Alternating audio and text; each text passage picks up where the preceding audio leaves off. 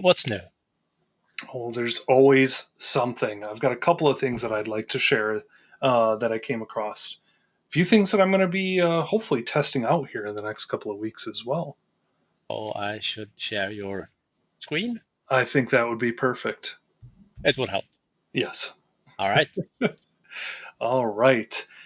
First things up. I don't know if if it might have been last week, and if so, that was on me. If I forgot to announce this, but our friend Sandy Zhang over at Cloudway put out a new open source tool called the Intune Policy Comparison Tool, or Intune Diff, and this allows you to compare two security baselines in Intune or two different settings catalog configurations.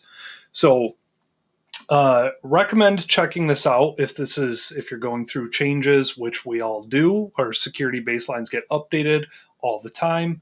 Not all the time, but they do get updated regularly. Our settings catalog configurations change. So Sandy's tool does a real nice job of comparing those policies. So this was released, I think, last week or 2 weeks ago, and she released an update already today that basically allows you to add files to JSON files that make up the configuration policies or profiles and upload them to an Azure file blob and then compare them right from there rather than doing things locally. So added a little bit of flexibility there, I think. You can also just connect to Intune directly through Graph using this tool. And just compare right here. Select your two policies, go ahead and hit compare, and off you go. So should have this connected, and maybe next week I can give it a brief demo because super useful tool. I mean, planning changes like this is important, and knowing what we're changing is important. So thank you, Sandy, for putting this out. All right. Good stuff. Community. Love it. Gotta love it. Now, this next one, I think you'll be pretty excited about it, Johan. Getting quality updates out of the box in Autopilot is rolling out next month. Yeah. That was like almost like a type of call it. I really wanted to dive in and take a look. So during the course Tuesday, I was like, oh, this is coming. So I opened up my tenant. I was upgraded to 2508. I figured, perfect, I must have it. No, it was not yet available in my tenant. So like, dang it. So close. Yeah. Well, it looks like it's going to be pretty straightforward. Basically, just an adjustment to your enrollment status pages. And from there, we can, well, let's zoom in here. We can select this option, install Windows quality updates during the enrollment process. That, I would say, is shiny. It is, but it was worth note. There was a note somewhere in the post that this is just for Autopilot version 1, like the normal stuff. It is really? not for device preparation policies. Oh, there we go. You can zoom in on that one, perhaps. So they might be in for a surprise, people who have gone up to the new framework, because it will patch. Yes, so there's controls for Autopilot V1, but for device preparation, it's just going to happen. That was so great. Thank you for pointing that out. I figured it was worth mentioning. Yeah, absolutely. Oh, consistency. Who needs it, I guess. Sure. Nevertheless, I mean, the fact that we're going to be able to have our devices update pretty easily right out of the box, happy about that. This is a good improvement. Indeed. Also, wanted to mention we talked last week a little bit about Mike O'Leary's solution that he blogged about that sort of helps your co-managed devices during enrollment change the lock screen so that your techs or your users actually know, don't touch this device. Please don't touch this device. there's something happening. We're going through the Entra enrollment, we're going through the Intune enrollment, and I feel like I've seen him make a dozen updates since we talked about it last week. And one of the big ones today that he mentioned is customizable text. I did like this customized text right here. Of course you You know, did. Yeah. I mean, we've been on the internet for a little while, so I figured we could both appreciate that one. Um, but additional logging, customizing the text is fantastic. I know one of the examples that he showed earlier in the week was basically putting the exact task sequence ID and when it was completed in that lock screen. So, really cool solution that he's been putting together and maintaining here for the last couple of weeks. Wanted to call that out since we talked about it at last office hours. Mhm. And then, last but not least, something that I sent to you last night, Johan, came across on the Intune subreddit for the first time, is that there is a new Dell Management Portal that's going to be able to connect to Intune. I have not figured out how to get access to this thing yet, but from what I'm seeing, this is similar to the HP Management Portal that's been out for quite some time. I know you've used that, Johan, and that allowed you, if I recall correctly, to help a little bit with driver management, BIOS management, and things like that. I think we can expect the same thing out of the Dell Management Portal from what I'm seeing here. Um, so the nice thing about this post, I'm going to post the Reddit post itself, but the additional official links that they had in this post. But there's a nice white paper about how this connects to Intune. You can manage BIOS policies. You can manage BIOS passwords, retrieve BitLocker recovery keys. Looks like there's quite a few things in here that we're going to be able to do. I just signed up for it. Perfect. Can I steal the screen for? Yeah, please do. How do I do that when I find my screen? it's somewhere around there. There it is. manage.dell.com. All right. And when I clicked it, it prompted me for login and to connect. I have to say approve to give it credentials. And here we are. It looks pretty much like the HP one. But yeah, this is the first time I see it, so I'm assuming I'll be able to add devices or search for devices and BIOS policies and something. Create a new policy. What can possibly go wrong? This is like the livest of live demos ever. Well,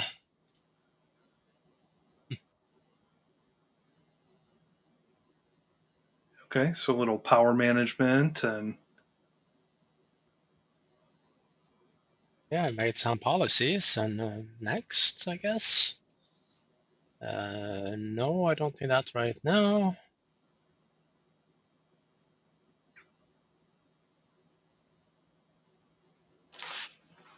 Okay, publish where?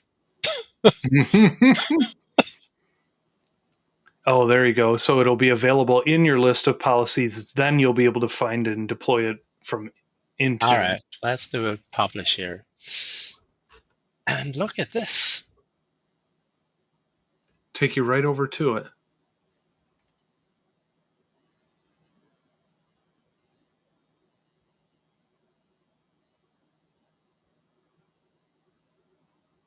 Hey, this is not shit. No. And so now you should be able to assign it from here, huh? Yeah.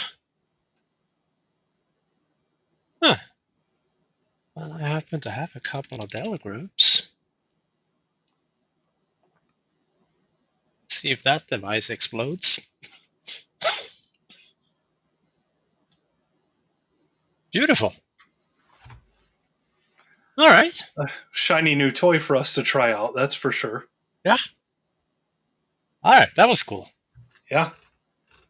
Oh, very excited. I mean, like I said, I've seen you demo the HP Management Portal many times, and I think almost every time I've seen you demo it, somebody's asked about Dell and Lenovo and stuff as well, and we've kind of had to shrug our shoulders and say, well, there's nothing there. Yeah, look what it created. Just the configuration file for the CCTK. Interesting. Yeah. I have to dive into to see what's going on behind the scenes here. All right. Yes, I love to see Johan this excited. I love it. That's well, awesome. I also had 4 cups of coffee today, so that's good. That might have a little something to do with it. Plus, spending the entire day with Config Manager, that always gets me excited. So Exactly. Yeah. Awesome. Well, that was the last thing that I had to share, and I'm excited that you were able to get in and sign up for it pretty quick. All right then. All right.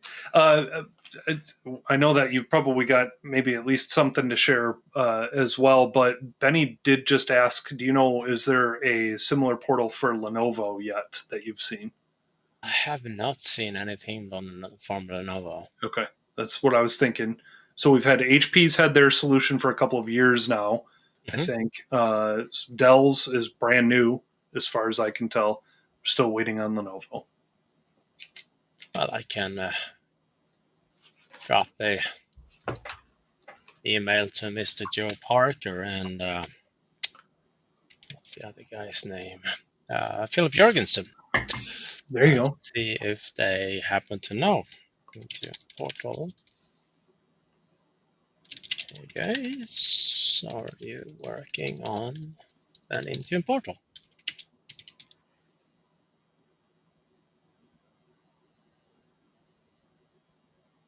Sweet.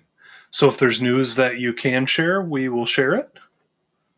Well, I'm kind of not expecting to reply within the 45 minutes we have left, but Well, the good thing is that we'll have office hours again next week and the week after. that is true. That is true. All right. So Awesome. HP and Dell are on board. Lenovo, uncertain. All right. Very cool. Super live demo. Super live. Yeah. Awesome. Thank you, sir. Welcome. Yeah, that was all I had. All right. Well, since I have the screen anyway, I might as well. I stumbled across this little thing.